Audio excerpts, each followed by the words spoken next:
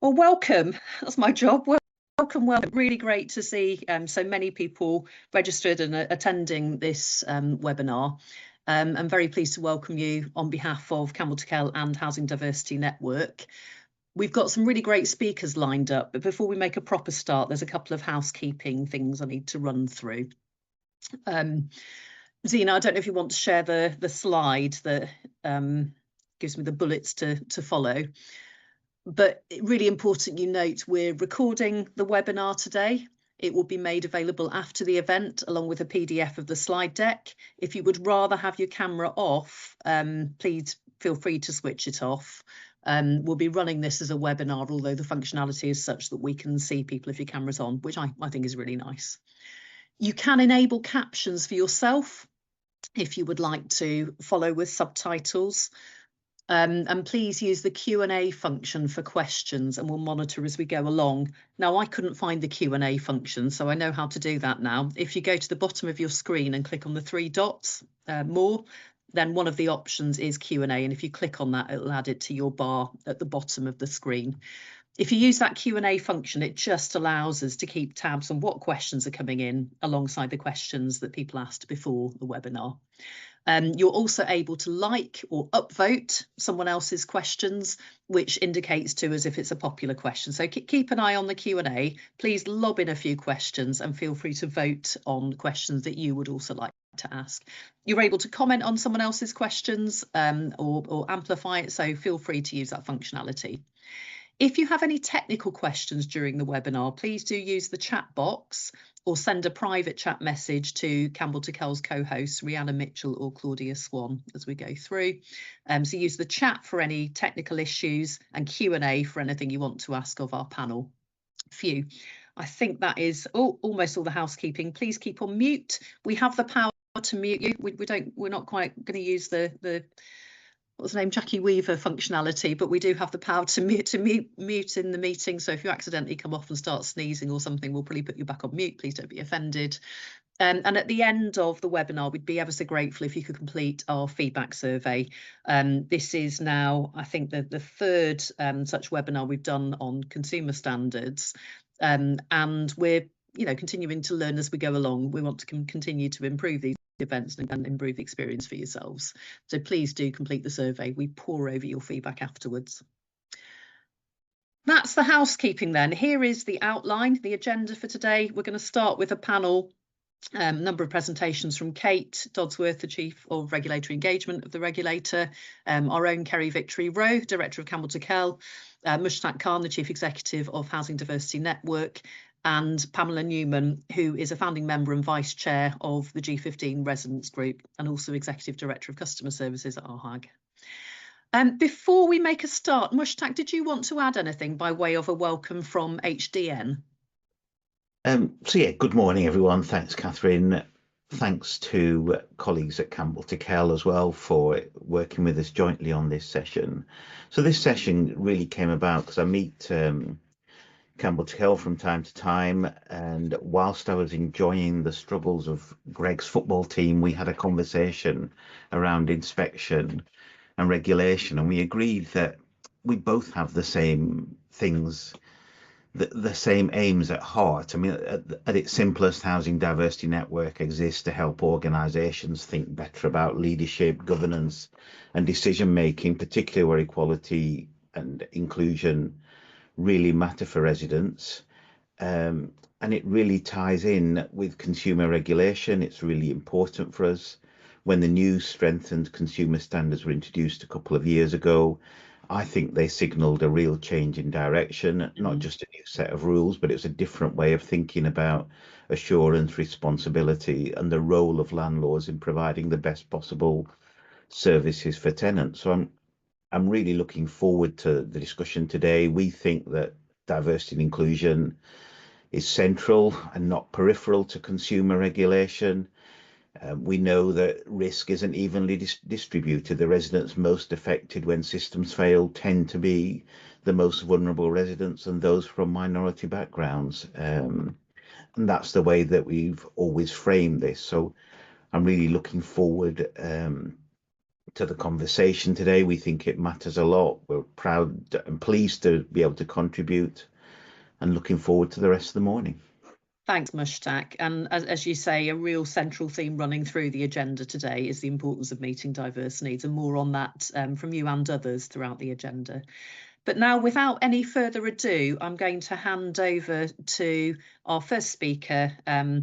You know her well, Kate Dodsworth. Kate, I don't think you have slides, so I don't know, Zena, if we're going to reduce the slides so we can see Kate. Over to you. Thanks very much, and thanks to Mushtaq as well. It's really good to be here. Yeah, Catherine, I think you're right. I think this is the third time we've done this, and as every year goes on, I look forward to it more and having sort of more themes and patterns to share with you. And I'm hoping to give a bit of value on that front today. I'm just going to start actually, Mushtaq, where you ended. And I've been reflecting a lot, of course, on the revised consumer standards, and thinking about, you know, some of the things that could have been put directly into the standards. Catherine, you were talking about stigma earlier. There are other things that people would have liked to have seen in the standards. Actually, I think the framework for the consumer standards sets a direction, sets a culture, a journey for landlords to go on, which improves a number of areas.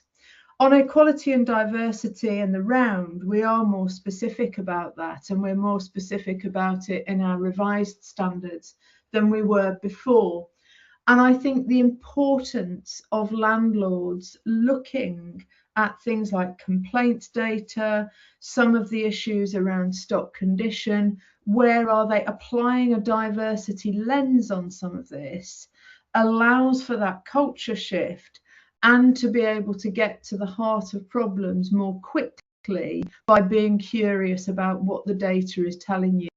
Either about the sort of characteristics of tenants, as ever, not in a GDPR busting way, but understanding the diversity of tenants and understanding through that diversity lens where problems are cropping up, where there is least satisfaction, where there are problems with particular schemes, allows that curiosity to thread up to board or lead member level and understand things more quickly to resolve them. And that sets the sort of cultural leadership, I think, by which some of these issues can be dealt with. So I think it's really, really important, and I'm glad that it's got that theme running through this morning.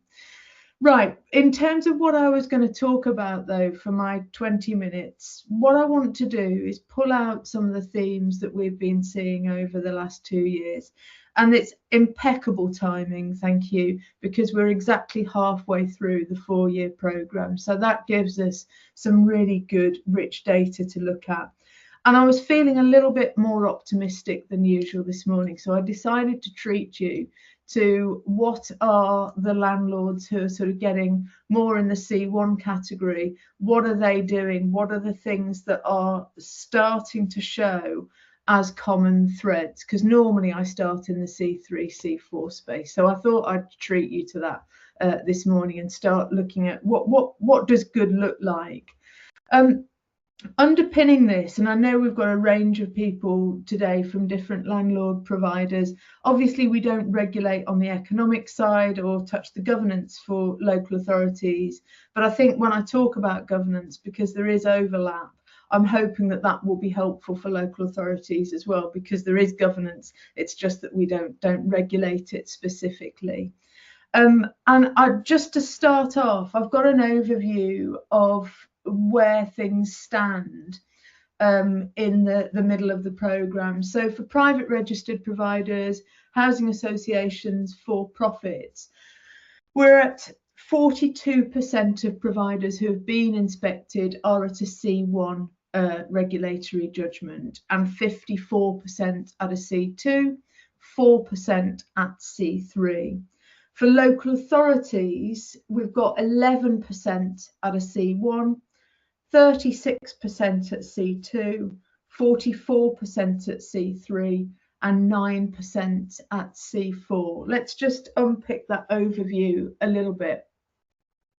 I think in terms of regulatory judgments, and indeed when you look at the TSMs, there are not strong signals to suggest that any size of landlord or any geography is doing better or worse. It might be too early to tell yet, but there doesn't appear to be strong correlations. Where you've got that difference in judgments on local authorities and private registered providers, I think you've heard me say this so many times before, that is not wholly surprising. This is the first time that as a regulator we've been out proactively inspecting, regulating local authorities in that way. Housing associations and for-profit providers have been used to that through our economic regulation. And I think when we talk about some of the themes, as I'm going to move on to in a moment, that unify those C1 landlords, a lot of these are things that you really can't attend to on a Tuesday and they're better on a Wednesday. Some of these have long structural tails and they're about systems and they're about culture. So I think we're starting from a position that is slightly different with local authorities and private registered providers. However, I would say on the whole, the engagement that we have had from landlords in the first 2 years, right across the board, across the sector, has been excellent. And clearly that sort of long preparation that we were doing and you were doing is paying off in terms of people not starting right from a blank sheet of paper. So what are the overall features that good landlords exhibit? And as ever, there is some risk with this, and I'll just give the sort of government health warning now. You know, as a regulator, I'm not giving out the blueprint, you copy this and everything's going to be fine. This is drawing out some of those themes that we have seen so far from the C1 landlords. And I think the first place to start is really strongly underpinned governance.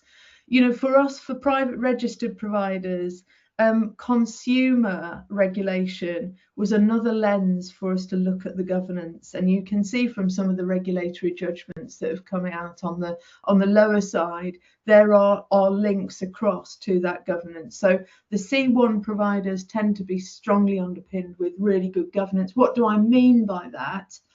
I mean, a really clear risk appetite embedded in decision making, credible, proportionate assurance on key controls, a really good evidence of external assurance targeted at strategic risks, and timely and responsive action where weaknesses have been identified. You know, all the good elements of good governance you are seeing in those C1 providers. I can't talk about consumer regulation without talking about data. Again, it's one of those themes that tends to sit underneath a range of the standards, and data that is really driving those key insights for boards and executives are hugely important. So really strong, continuously improving understanding of stock condition, the quality of homes is really important, and that data being used by boards and councillors to anticipate and respond to risk and shape those priorities alongside performance reporting. That's a really obvious one. And you can flip this over and look at some of the themes in the C3 or C4 providers and see that quite often stock quality is a real big issue there, or lack of coverage in stock condition data. Quality homes and services, that sounds really obvious, but really understanding the condition of homes, health and safety compliance managed consistently well. And when you look at the TSMs in aggregate, and we've had 2 years of aggregate data now on the TSMs, you can see that pretty much the sector is performing incredibly well, as they should be, in terms of statutory responsibilities on health and safety compliance. When you dig beneath that and start looking at how those remedial actions are being progressed, how they're being prioritised around sort of needs of tenants. Is there something that you might do to triage that compliance differently? There is where you start to see things either really standing up and being really understood by boards and at lead member level, or falling away in the lower judgments. Tenant voice, and I think, you know, we can't talk about the consumer standards without thinking about the different elements of tenant voice here. And I think for us and our teams of regulators that are going out, for the landlords in that C1 space, they are landlords that really get the stakeholder model. You know, there's provision coming through stairs and tenants' access to information coming through government policy, but that real transparency from providers wanting tenants to see where things are at with current data on things like repairs and performance. And we can see that as a regulator, we can see it right from the point that we're scoping out for regulatory inspections. We can see it coming through board and committee papers. We can see that golden thread with decisions, clear feedback loops showing how tenant input influences services and investment and culture.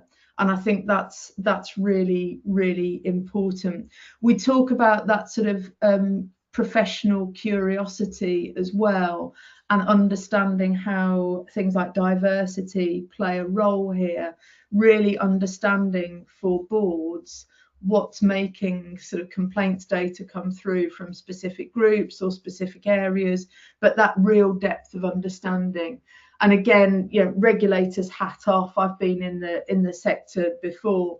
I've always found it interesting that if boards and exec teams spent as much time on putting things right and having that curiosity about where things are going wrong than explaining away poor KPIs, then I think we would be in a really, really good place. There are two elements for us that tenant scrutiny is very important, or the tenant voice. Number one, when we go and inspect, we will typically observe a tenant scrutiny meeting.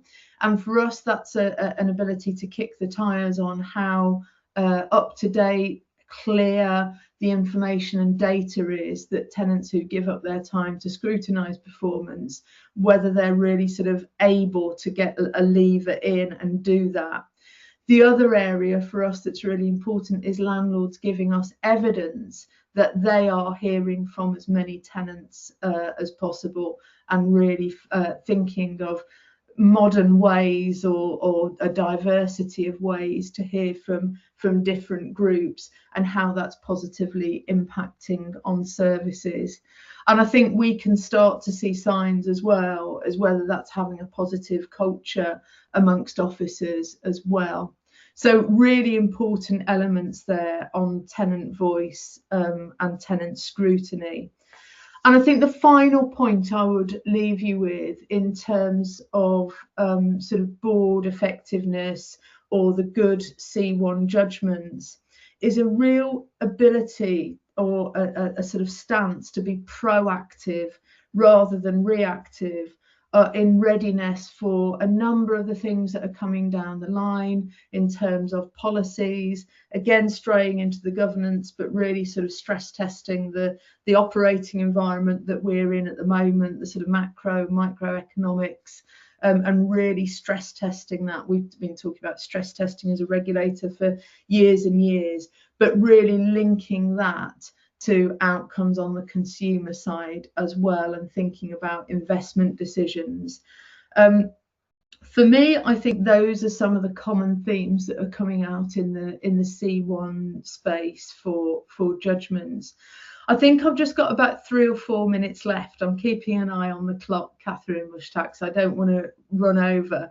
And I know this is about consumer, but I'm just going to take a couple of minutes to talk about what you might expect to see from us as a regulator over the next year. You might have seen, I don't know, a little bit of news in Inside Housing about a changing of the guard at the regulator, and we're sorry to see Fiona go on Thursday this week. a major mark for us. Jonathan coming in as chief executive, and Jonathan with his sort of years of experience allows that stability, and also our evolution to sort of recognise where we're at as a regulator. So on the economic side, for those of you who are regulated on that by us, we haven't looked at the economic standards for 11 years. And I think it's fair to say the economic situation, the operating environment that we're in has shifted over those 11 years. So we're thinking about how we evolve our economic standards as well. The consumer standards are working, we're delivering, we're halfway through a 4-year programme. Let's get another plate spinning and look at those. So what you can expect to see from us at some point over the summer is a discussion document coming out, and we really, really want to hear from as many stakeholders as possible. We are thinking about not throwing the baby out with the bathwater. There are many things that work really well with our economic standards, and I know Fiona is holding on to that no loss on default record very proudly until Thursday. We want to keep that going, keep the sector sort of open and attractive to investment. But how else do we think about this being an agile, modern and assertive regulator? And how do we make sure that we are moving quickly towards risk and thinking about data ourselves, thinking about how we regulate? So we'll be posing a number of questions for which we will be really, really interested in people's responses. So that's important for us coming out in the summer. And then, as ever, we'll be putting out our regular annual regulation review.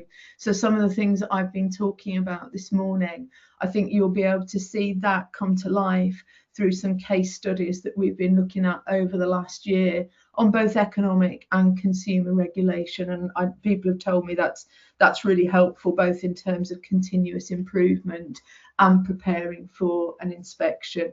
And that, along with our sector risk analysis, I think that's enough reading for you probably to keep you going for the year. So, Catherine, I think I'm Bob on time, and Mushtaq, whoever's picking up now, and I'll leave it there and look forward to questions. Thanks. Exactly on time, Kate. That's brilliant. Thanks so much, and thanks for your insight. And we're really grateful that you're sticking around to the end of the plenary session. So we're going to hear from some other speakers, and then I know there's a few questions. Again, use the Q&A box, please, folks, to put questions to Kate or other panelists. We're going to move on now to Kerry Victory Rowe, who's a director at Campbell Tickell, who is going to speak, as her slide very clearly says, on governance and consumer standards. Kerry, I don't think I need to say more by way of introduction, so over to you. Thank you very much. And obviously what I've got to say, I think, builds really well on Kate's presentation, where I suppose I was particularly struck, and I'm sure others were, that governance was the first bullet point on the list, if you like, of things to observe about organisations that have achieved a C1. And I was just going to talk in a bit more depth about how we see the interconnectedness between governance and consumer standard compliance across the work that we do and our analysis of the work of the regulator. So if we go on to the next slide, I wanted to start by just stepping back a little bit, I suppose, and considering why we think that the two things are so strongly connected. And the consumer standards, of course, it's a reasonable way of interpreting them to say that they're a good expression of the core purpose of most, if not all, social landlords, aren't they? They're about providing good quality homes and services to people who need them, enabling those people to influence how that happens. So a reflection of the purpose of social landlords. And at the heart of good governance, of course, is ensuring that the purpose of any social landlord is achieved. So whether we're talking about non-executive directors, trustees, or elected members in a local authority, those people are tasked with ensuring the success of the organisation in terms of delivering its purpose. And perhaps the best way of measuring that is through the outcomes that a social landlord achieves for its customers. And if that sounds familiar, it's because it's at the heart of the regulatory framework, isn't it? It's an outcome-focused regulatory framework. So arguably the outcomes that are associated with the consumer standards are a really excellent window on the effectiveness of governance arrangements, which Kate said far more succinctly than that. But I would suggest that along with the financial viability outcomes, the consumer standard outcomes are the ultimate test of whether an organisation is governed effectively. And so it's no surprise that in our work we find consistently that when we tug on a consumer thread, when a client asks us to look at what's caused a challenge or a failure in relation to consumer standard compliance, we so often, if not always, find that at the root of that are governance challenges or failures. And if we go on to the next slide, you can see here, this is our analysis of the key reasons that lie behind organisations not achieving C1 grades. And they're all the sorts of things that you'd expect to see. So no surprise perhaps that along with repairs and maintenance, which of course matter fundamentally to tenants, safety and quality issues right up there, along with stock condition data, which Kate mentioned. But you've also got tenant data, equitable outcomes there, tenant engagement and influence, oversight, complaint handling, reporting tenants, antisocial behaviour. There's a huge raft of issues there across the consumer standards. If we go on to the next slide, I might have titled this one, but the real reasons for failing to comply with the consumer standards. Because when we look behind those presenting issues, we often find weaknesses in how risks are identified and how effectively they're controlled, not strong enough arrangements for oversight, and critically for assurance. So the frameworks and processes in place to provide evidence of compliance with the consumer standards. Weaknesses in ensuring that data has integrity, that it's accurate. Again, Kate touched on this. But critically, a failure to act on that data, including insight from tenants. So failure to listen to what tenants or customers, if you prefer, are telling an organisation.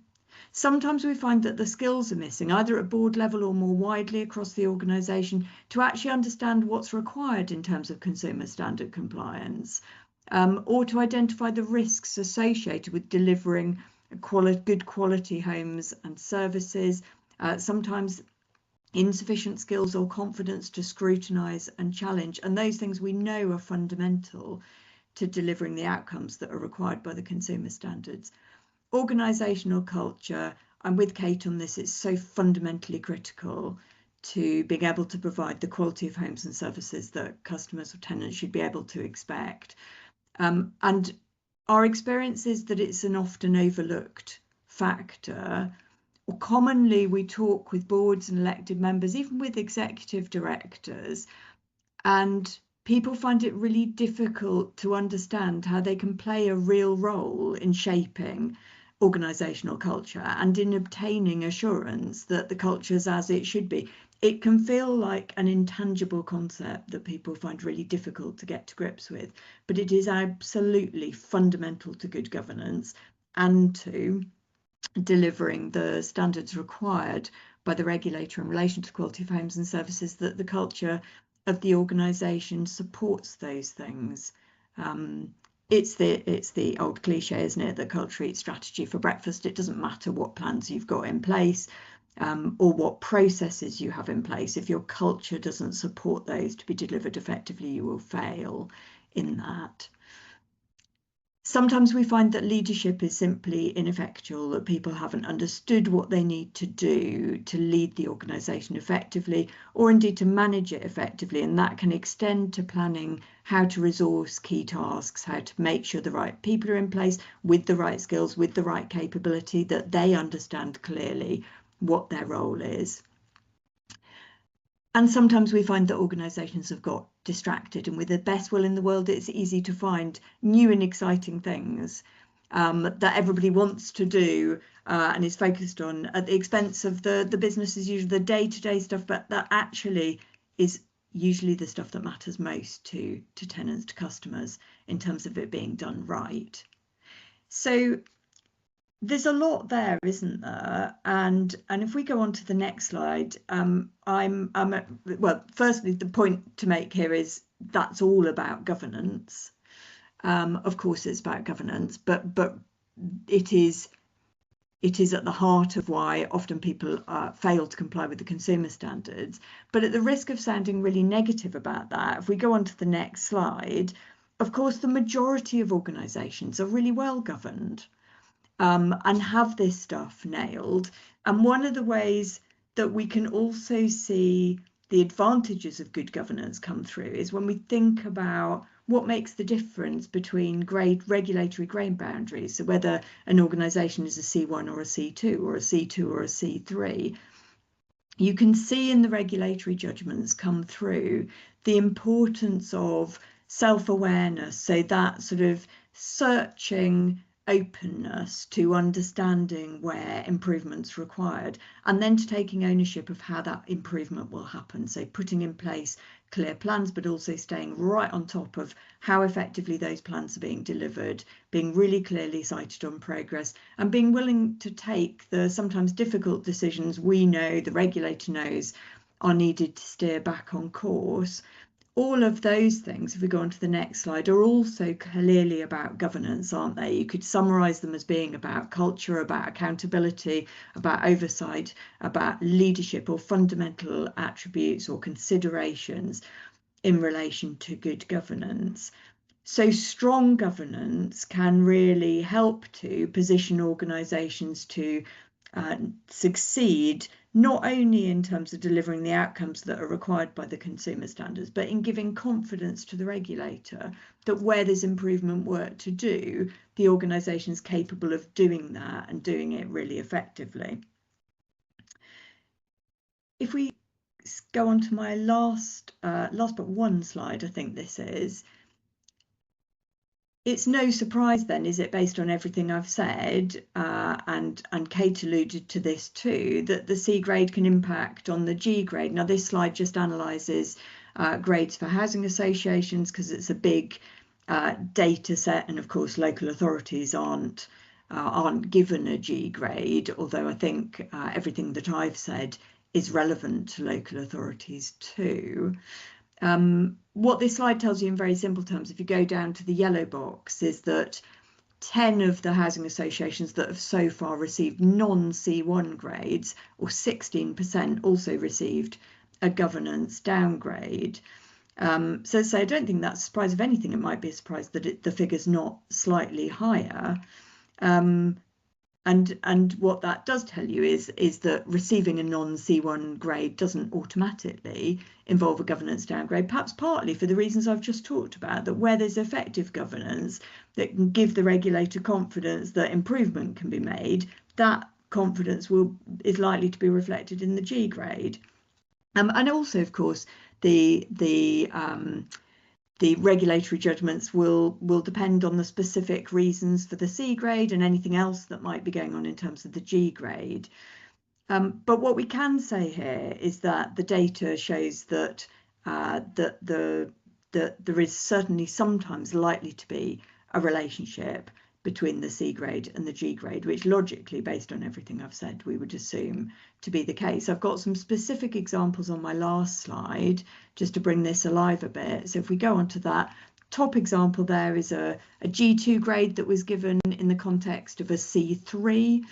And you'll see there that's a short extract from the governance judgment, which refers specifically to data, so the reliability, accuracy and completeness of information held and the governance around that information, and then relates that directly to failures in the registered provider's understanding of the condition of its homes and of tenants' diverse needs. So those are consumer standards issues through a governance lens, which ties back to what I said at the beginning about the fact that the outcomes in the consumer standards are an excellent window through which to understand the governance of an organisation and how effective it is. And then you see the same thing again in the other example, a G2 given in the context of a C2, reference this time to risk management, so weaknesses in the internal control environment that require strengthening, and a specific reference there to landlord health and safety, and also to the RP's inability to demonstrate that it's using information it holds on its homes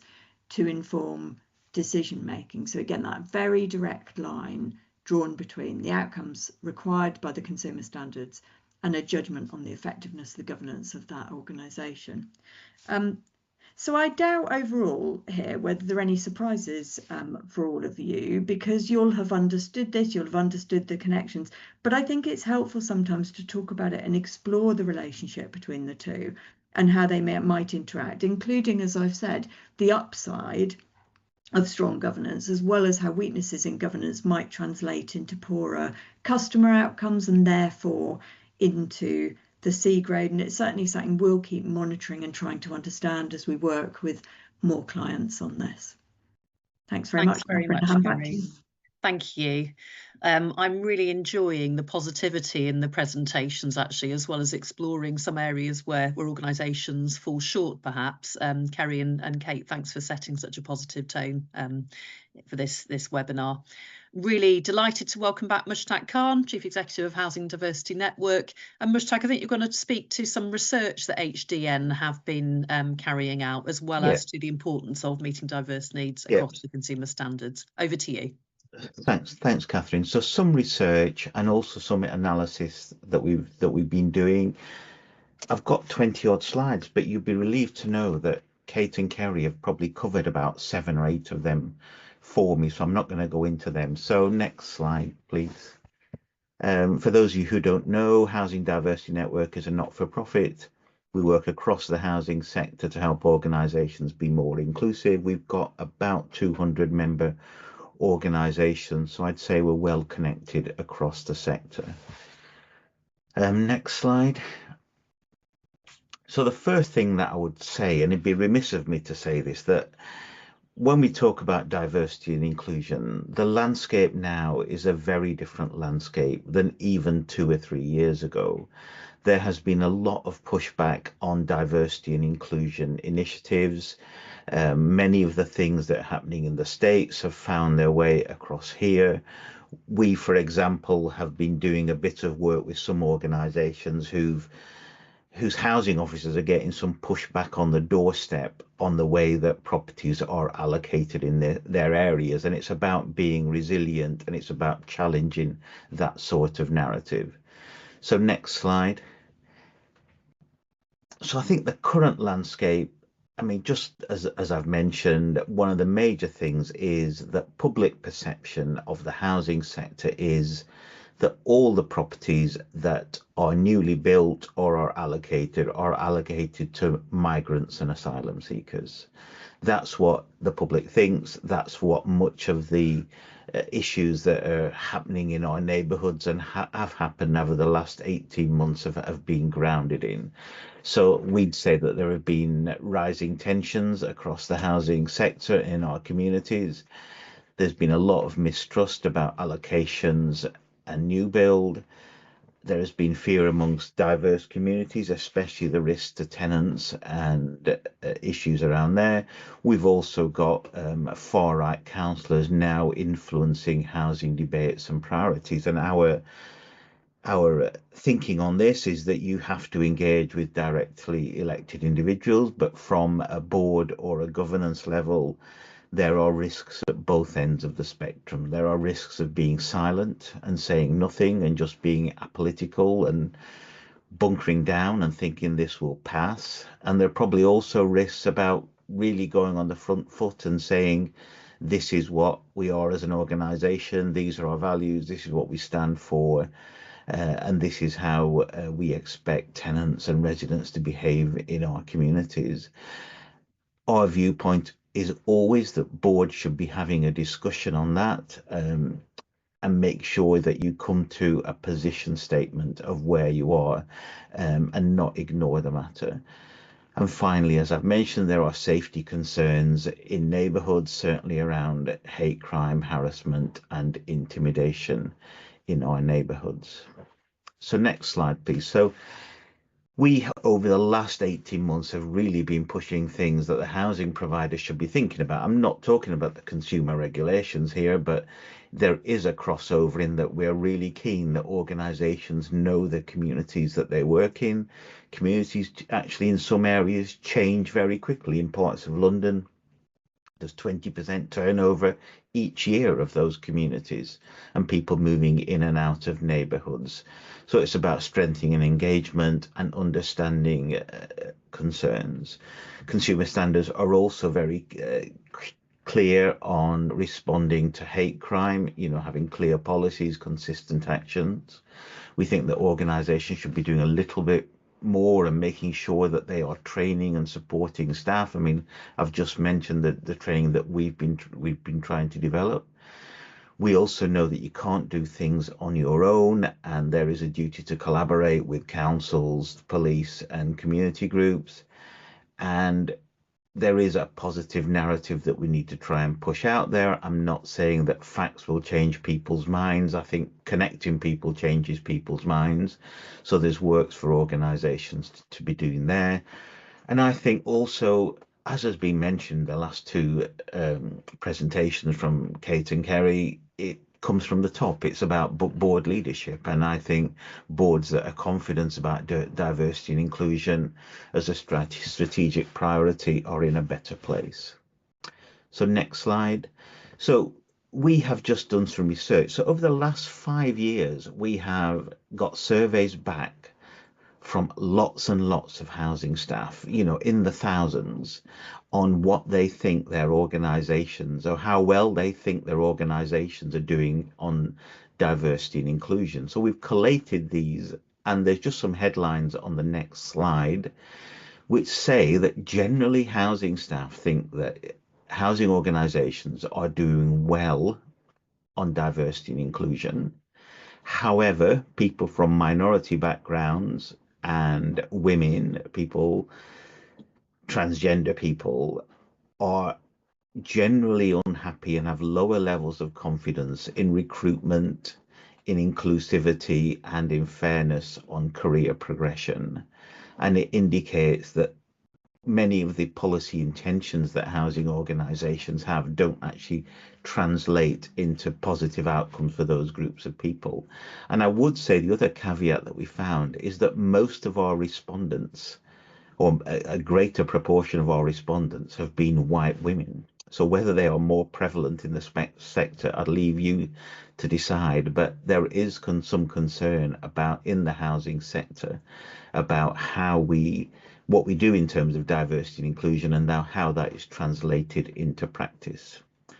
So if you can just flick a few slides for me, not that one, keep going, because these are the things that keep going as well. Kate has said, keep going as well, keep going. So this is the slide, the next slide I think will be really useful. We've also done some analysis on C1, C2, C3, the consumer gradings, and how well diversity and inclusion has played out in what grading people got. So it's just a theme. It's not a direct correlation in that you do well at this, you'll get a C1 grade. But what we found was that the organisations that are C1, which is the light green here, were actually quite good at diversity and inclusion themes across the board. And the themes that we looked at were responding to hate crime, inclusively engaging with tenants, understanding the workforce and the diverse communities that you work in, providing accessible information and treating tenants with fairness and respect. So C1s were actually really good across the board. So next slide, which just says that, our analysis indicates that there are some common issues where you get a higher grading when it comes to diversity and inclusion. Next slide. What we've also done is that those that got a C3 and C4 gradings were actually really poor, and the only one that generally people were good at was having a hate crime policy and responding to hate incidents. The lower gradings were reflected in poorer performance in diversity and inclusion across the board. So next slide, please. That just states that. I mean, that there are 2 or 3, you know, C3 and C4 gradings were they were particularly poor at understanding and utilizing equality and diversity data to improve services for tenants. So the last slide for me, I just say that what have we been doing with organisations? I think there's been a lot of call for health checks and accreditations. So our accreditations are a bit like an inspection. I would say they're more like the Audit Commission inspections pre-2010, where we'd come to a judgment of how well you're doing on diversity and inclusion based on the evidence before us. We're really keen to explore some of the issues with boards and leadership teams to see where they are, especially on the silence or saying too much scale. Really keen on strategy and action plans. I don't think you can move forward in this area without having a plan of action. I'm not talking 30 pages. I'm talking, you know, 2-page action plan with 10 metrics that you're going to measure over the next 3 years just to assess progress. And we're also developing a tool to assess progress on standards.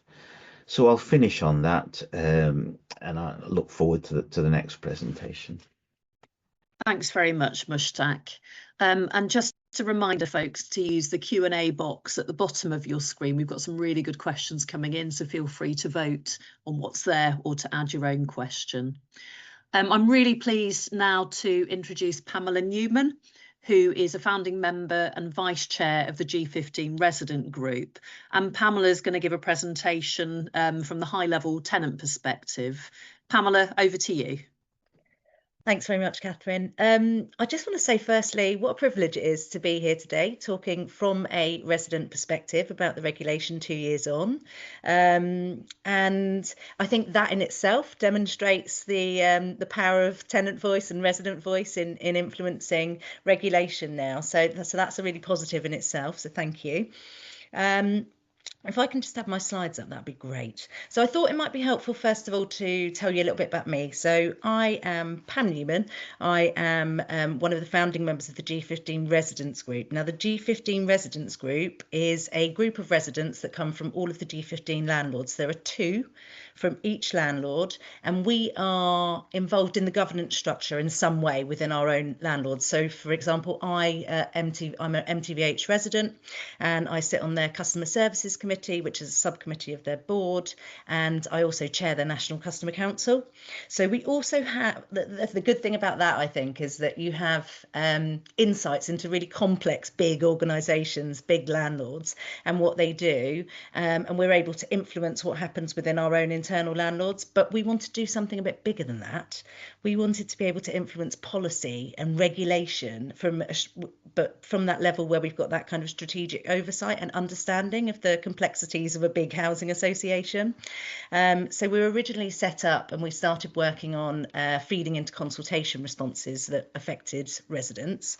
And we've done a lot of that, but the role has really grown and evolved. And actually, we're now having conversations with the MHCLG. So we spoke to them a little bit about the landlords guidance for Arab's law before that was published for landlords. So we're able to influence before it became policy. And we are currently speaking with the regulator about the language that they use in their reports, and those are ongoing conversations, so we hope to be able to have a little bit more influence there. And we also do some work with the GLA. So actually lots of people are now coming to us and asking us for our perspective from a resident's view about all sorts of things that affect people every day living in social housing. So those are my hats, and then I also work for a housing association, so I'm hopefully able to bring all of that knowledge into my role and deliver good customer services at the same time. But what I want to say is there's some real positives from the regulation. So the things that have really worked well, there's lots of change, isn't there? So there's a much stronger focus on tenant voice and engagement. And I should say one of our objectives from the start as the G15 Residents Group was to make sure that there were residents on every board, and there weren't at the time of inception. And I think we only have one organisation, I won't name any names, that doesn't have a resident on their board as a board member, so to be able to influence from the very top. So that just shows that actually things are changing. landlords are wanting to get resident input. You can't not have it, can you, with all the regulation at the moment? So it is really excellent to see that things are moving. And I guess resident voice carries so much more weight than it did before. There's the engagement expectations are much clearer. It's not consultation alone. That's not good enough anymore. So we have to be involved in influencing. There has to be that feedback, and it has to be listened at all levels of the organisations, and actually much wider than that now. As I said, you know, with stakeholders, external stakeholders coming to us and asking us for our input and our views. And I wanted to mention the TSMs because actually they've been great. So the scrutiny's been increased through accountability there, and making those scores public has been really good. So, you know, residents actually understand what's going on inside organisations and how they're looking at doing things differently, and speaking to residents to see how systems and processes and the things that they do in delivery can be changed and improved. And then I know we've touched on it a lot today through all of the conversations, but there's been lots of encouraging progress, I think, on recognising the diverse tenant experiences and EDI, which is excellent. And there's growing recognition of that, so that's fantastic too. So I thought I would also give a little bit of information about the kind of key learnings so far. So obviously engagement's got to be meaningful, not performative. And the big thing I would say is a lot of people, you know, over the last few years have lost trust in their landlords. So rebuilding that takes time and consistent behaviour. And I think some of the things we heard about earlier, so, you know, the changes that people are doing internally around repairs and health and safety compliance and things like that, are really have an impact on people living in homes. So keep going with that is the thing that we're saying to our landlords. You know, keep talking and being transparent and sharing information and telling people what you do. One of the things that comes up quite a lot in the G15 residents group is the fact that lots of landlords are doing lots of really good stuff, but they're not communicating it. So we don't even often know what's going on within our landlords to, you know, challenge stigma, to improve services. And the fact is, it's all happening without being celebrated. And there are some real successes, but it's about sharing those successes with residents so that residents can understand what is happening and the hard work that is happening behind the scenes to really, you know, listen to the feedback that's coming in and do something, you know, with it. So that's interesting. And I guess the other bit of learning I've got is that actually it feels really complex sometimes. So, you know, we as a G15 residents group have that kind of high level understanding of what's going on because we're so involved in it on a day-to-day basis. And, you know, we're reviewing all of the kind of consultation information and we're looking at the regulation on a regular basis. And that's great. But not everybody else has that time or the passion or the motivation to do that. And so what can we do to help people understand better? I mean, a really good example, we fed into a rent convergence consultation last year. And now we're asking our landlords to help people to understand what that means and the impact that that will have in the year that we've got before that comes into play. And it's thinking about that in the same way the regulation changes and things, you know, will be the way that landlords deliver their services will change based on the regulation changes. How can we explain that to people? How can we explain the connection and why it's happening and what people can expect to see? So I think that's quite a key piece of learning. And I think, you know, Kate talked about it earlier, is that lots of landlords and residents are looking to understand when people are achieving really high results, so C1 ratings, what are they doing? How is that happening? Why is it happening? What are the current themes and trends? So I think the more we can do to explain that to people, will only make things better. And then last slide from me. So what should be considered next? So obviously stronger resident influence in governance and scrutiny. I've talked about that a little bit. I think there's still miles to go. And I agree with the connection between the good governance and the consumer standards.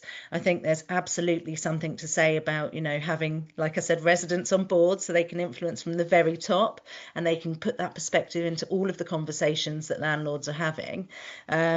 And I think it's not just about scrutiny. I think it has to be more than that. I think it's about scrutiny, but I think it's about seeing the learning and seeing the learning embedded and feeling then the difference that that makes on the ground.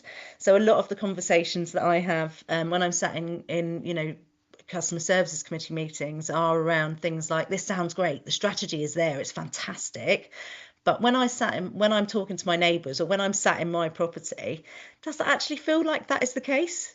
You know, how long is it taking for that message to get to me from there to there? And there's definitely something that's got to be done about that, and there's got to be the resident involvement talking about that, I think. And yeah, so that's quite a big area to be considered, I think. And then investment in tenant capability and support. So where I think we are missing a trick is, you know, there is lots of opportunity for residents to be upskilled in their understanding, and I have talked about it as we've gone through the slides, but landlords should make that support available. You know, there should be opportunities. And I know the kind of 4 million homes stuff has been out there, but there needs to be more of it. We need to be helping people to understand what their landlords are doing, why they're doing it, what the regulation means, how that impacts their landlords, and then how that should have positive impact on people in their homes.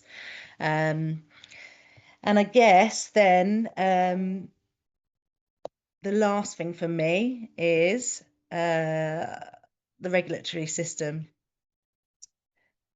Sorry, so final message. So I guess regulation succeeds when tenants feel heard and they trust the landlords.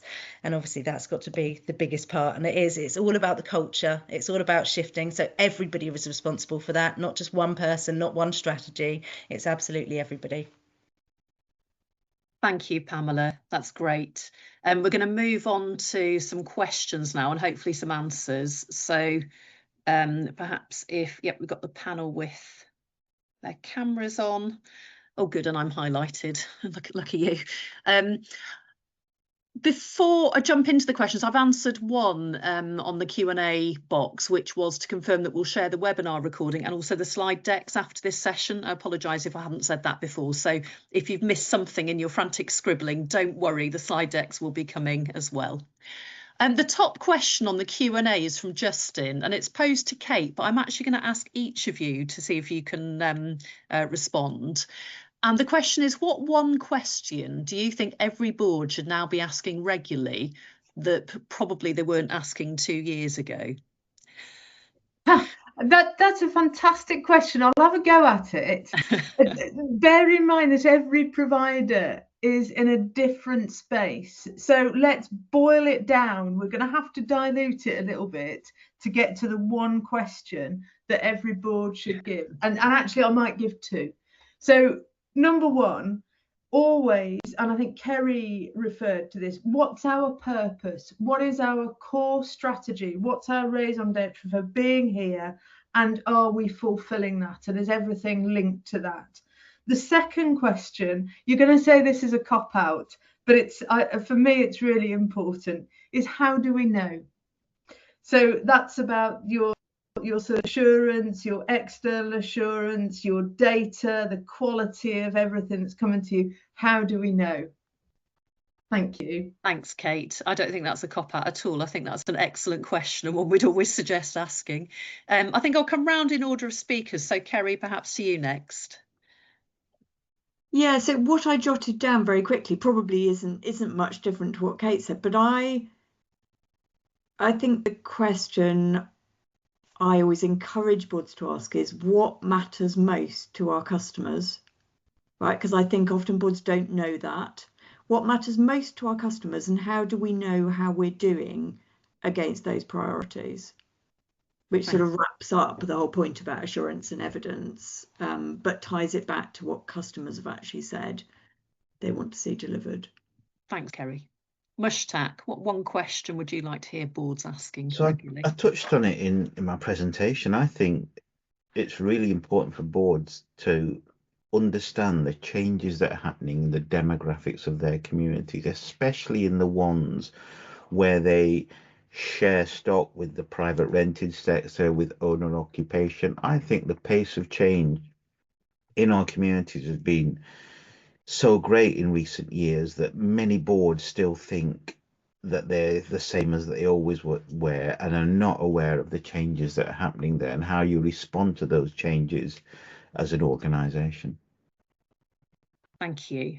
And Pamela, what about you? What would you like to hear boards asking?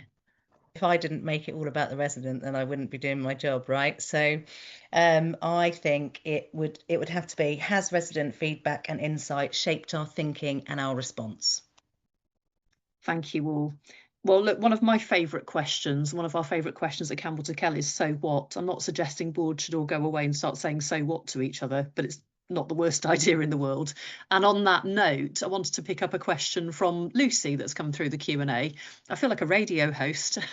Lucy, I'm not going to ask you to phone in, but you'd posed a question to Pamela. Again, I'm going to ask to all of you. To what extent do you think residents have seen a difference as a result of the revised consumer standards and approach to regulation? In other words, so what? Pamela, I'm going to come to you first on that one, and perhaps from your own experience or that which you've experienced through the G15 residents group. So what difference has it made to tenants?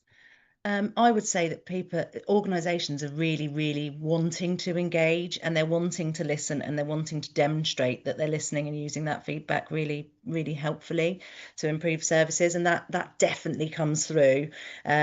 Before it felt a bit tokenistic, so I'm pretty sure that most organisations have kind of resident voice frameworks or whatever, but it did feel like, it was kind of a tick box exercise. Now because of the regulation, there has to be a flow through. You can't get those grades without demonstrating that you're not only ticking the box, you're doing and doing with. That's a great answer. Thanks, Pamela. Mushtaq, anything you'd like to add around the so what? So I think it's been mixed. I think some organisations have really stepped up to the plate. I think they've tried to consult with the residents. They've tried to improve services. Other ones, it has been a performative exercise, and it's been reflected, I think, in some of the consumer grading. So progress, I would say, has been mixed. Cautious response, Mushtaq, and that's really helpful. Thank you. Kerry, any quick thoughts?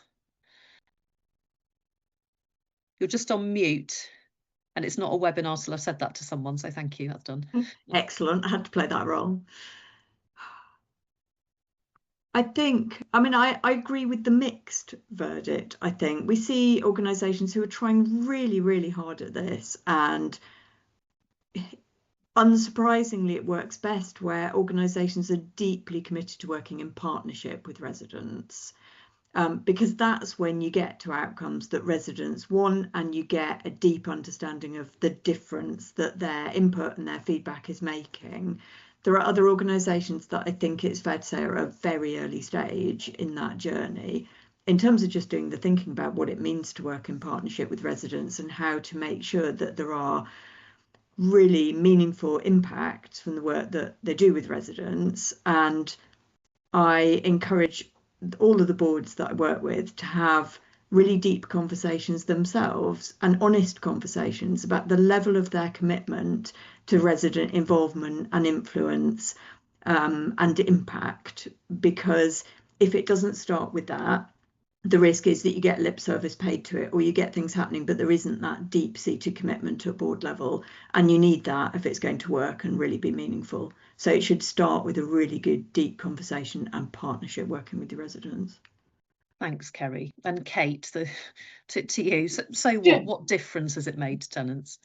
Just a couple of things. There will be many tenants for whom this isn't being felt.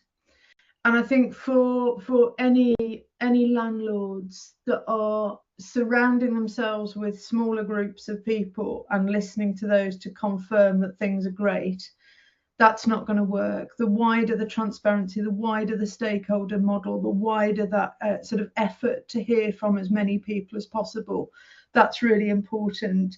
Let's not forget the impact of the Housing Ombudsman as well. That's really important. And I think for us, with some of the consumer standards, there are things that we are doing that are really important that might not be felt by tenants at all at this point. And I'm thinking more about sort of coverage of stock condition survey data, impact on decent homes numbers, and, God forbid, impact on reactive work on health and safety compliance, for many tenants, that might not be felt in the day-to-day workings with the organisation. But by golly, it is important and will have really devastating consequences if it's not dealt with. But I think you can see some of that in the lack of correlation sometimes between TSMs and inspection judgments. It's the points that aren't yet obvious to tenants but are quite deep and structural. And I think that, you know, for the realistic answer is for a number of tenants, the improvements won't be felt yet. Thank you all. Some really thought-provoking mixed reflections on the changes so far and perhaps the longer term impacts. I am conscious of time and we've got so many good questions, but I am going to suggest that we move into our breakout rooms now. So before we finish the panel session, can I thank you, Kate? I think you're not able to stay for the workshops, but thank you so much again for joining us. And I'm going to say now, because I think you won't be here for the end, that I think from the webinar we share very warm wishes and best wishes to Fiona in her last few days at the Regulator and for her leadership there. So please pass on our thanks to her, but also thank you to you for attending for a really thought-provoking presentation. Look at all those thank you. I promise I'll pass coming that through on from you and Fiona right away. Thank you so much. And now we're going to, by the magic of Zoom, go into our breakouts. I think I'm going to assume that most people are back. Have we got back the people who were in the regulatory recovery room? Yes, there's a nod there. Thank you, Kim. Okay, so I hope you have found the breakout room you joined thought-provoking. I joined the future gazing room and certainly found it interesting and informative, and some good questions coming through as well.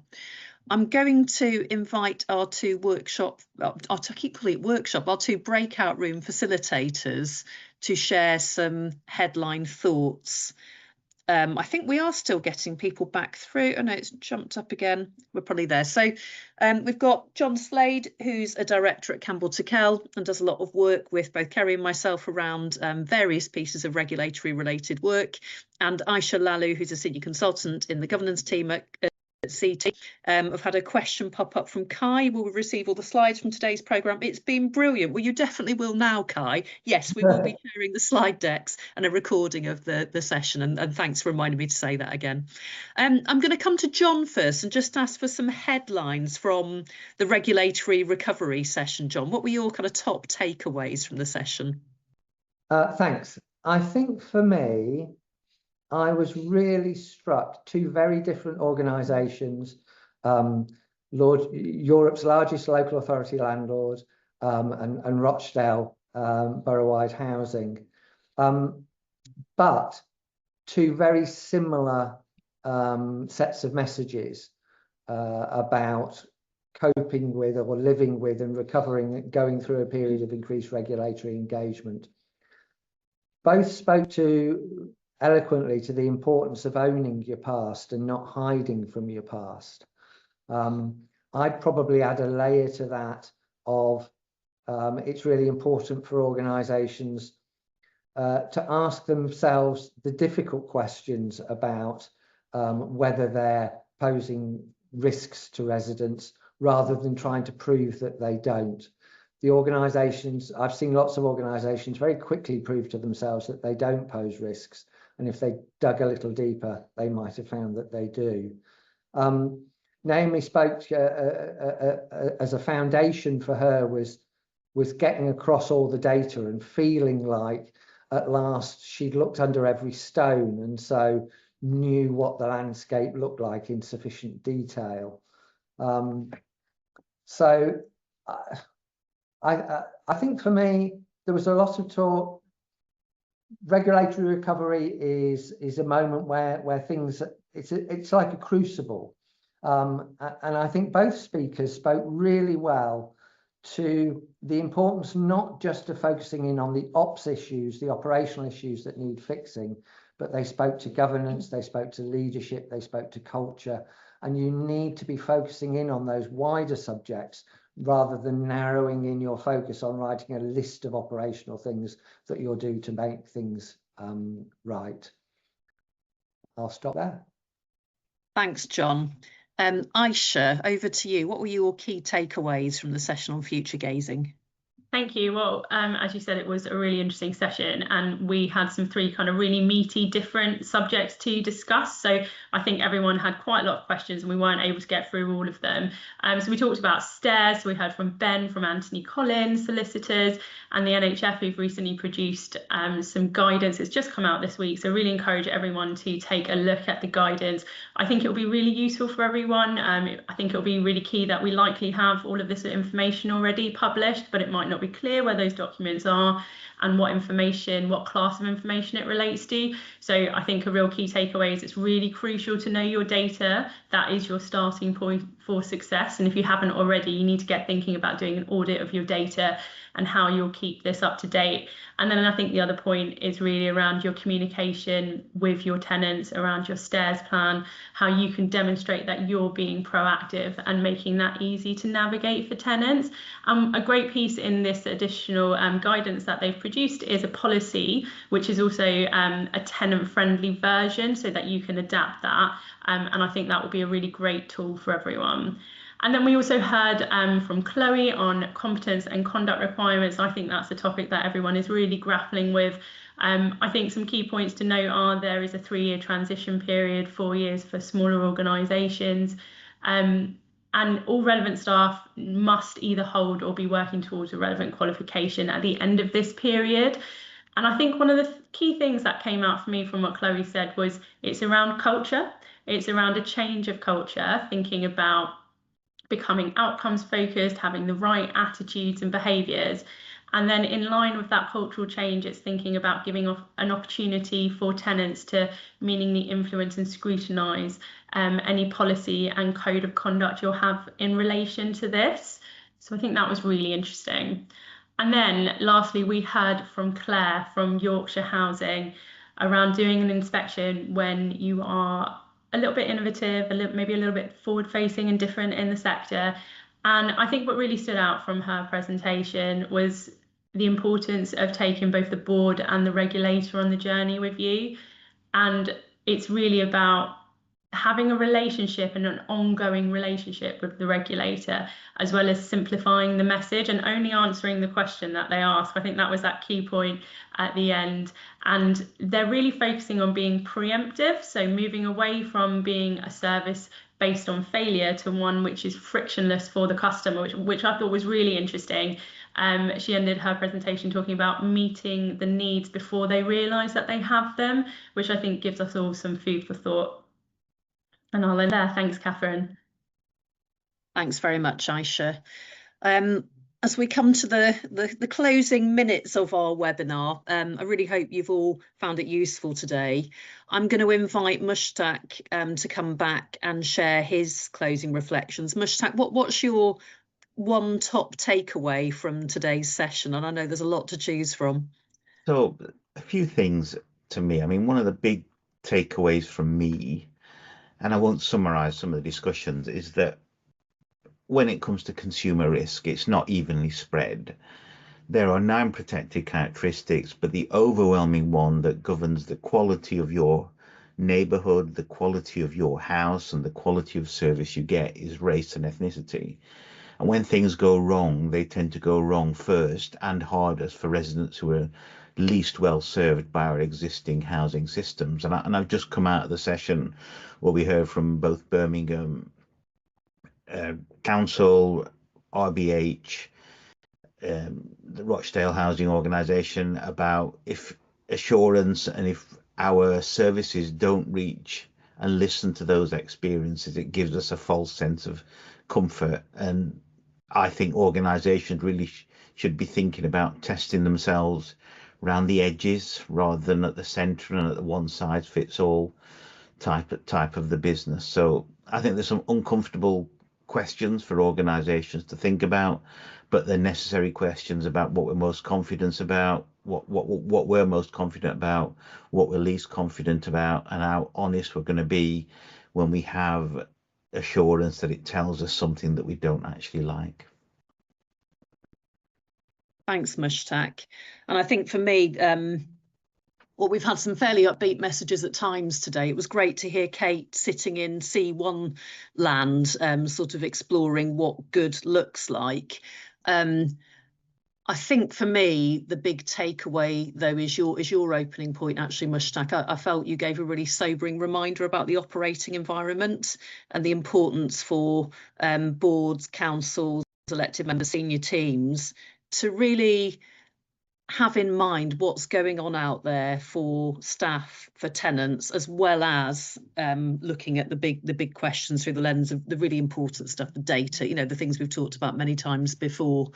I suppose it just emphasises to me the importance of events like this, the webinars, the conferences, where people are prepared to share good practice, but also really openly share some of the challenges that we're all facing. So I found it really thought-provoking. I'm going to close the webinar now and ask you, as I do that, to click on the link in the chat. It will take you through to a survey. Please do complete it. We take our own medicine. We try and learn as we go. So HDN and Campbell Tickell will be poring over the results to keep improving our offer. We hope you found it useful today. And I'd really like to thank a few people before we close. Firstly, I'd like to thank HDN for partnering with us on this. It's been a real pleasure co-organising and working together. I'd really like to thank all of our speakers who I felt were extremely generous with sharing their experiences and sharing some of the tougher challenges as well as successes that you're seeing. Thank you all so much. Thank you to Zena, Rihanna and Claudia, who have done the hard lifting, the heavy lifting behind the scenes. They've organised, they've advertised, they've run a pretty seamless webinar for a couple of hundred people, which is no mean feat. So thank you very much, team.